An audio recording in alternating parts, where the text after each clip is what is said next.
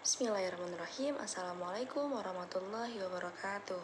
Hai teman-teman, kembali lagi bersama saya Kurnia Fatmawati dalam pembahasan fikih keuangan kontemporer. Nah, kali ini saya akan membahas tentang hukum fikih terkait rislah tanah wakaf dan prosedurnya. Nah, sebelum kita bahas apa itu rislah tanah wakaf, kita membahas apa itu wakaf.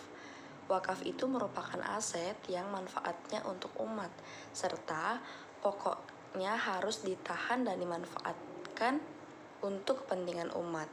Jadi dapat kita simpulkan bahwa masyarakat umum mengetahui yang bisa diwakafkan ini hanyalah sebatas wakaf harta saja. Namun jika kita lihat sekarang, sangat banyak wakaf-wakaf lain selain dari wakaf harta.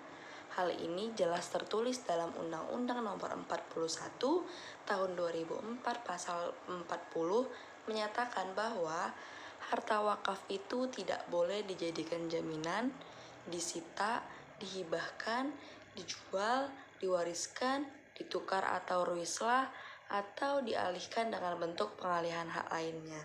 Sehingga jelaslah bahwa wakaf ini tidak boleh habis pokoknya dan yang dimanfaatkan adalah hasil dari wakaf ini. Maksudnya, harta wakaf haruslah ada seutuhnya, sehingga sangat penting dalam memproduktivitaskan harta wakaf tersebut. Nah, untuk mengimbangi dalam hal pembangunan yang sedang digalakkan oleh pemerintah saat ini, sehingga tidak musnahlah harta wakaf, dan guna mencapai wakaf yang produktif untuk kemaslahatan umat. Ada yang namanya ruislah harta wakaf atau bisa disebut dengan tukar guling harta wakaf. Yang mana ruislah atau tukar guling harta wakaf ini menjadi solusi untuk kemaslahatan umat.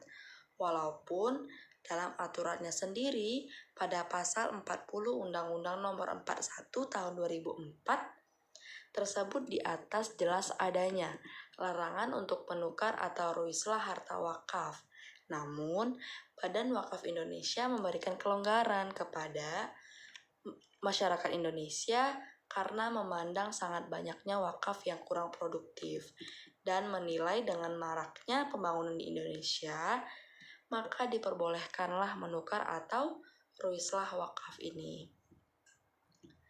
Nah, berbeda halnya dengan Imam Hanafi dan Imam Hambali yang membolehkan untuk melakukan perubahan terhadap status benda wakaf.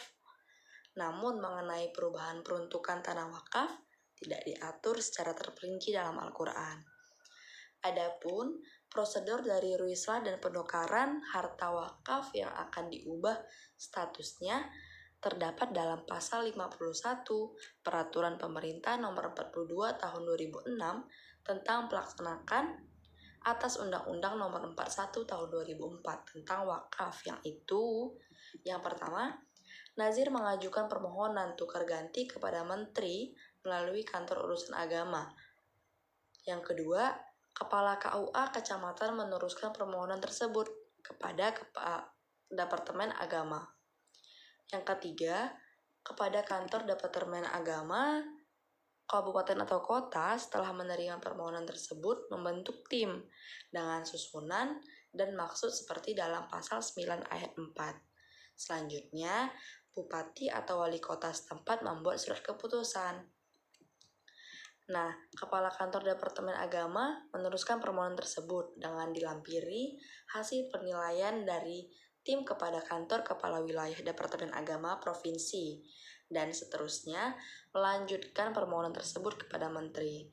Yang kelima, setelah mendapatkan persetujuan, maka tukar ganti dapat dilaksanakan dan hasil harus dilaporkan oleh nazir ke kantor pertanahan atau lembaga terkait untuk pendaftaran lebih lanjut.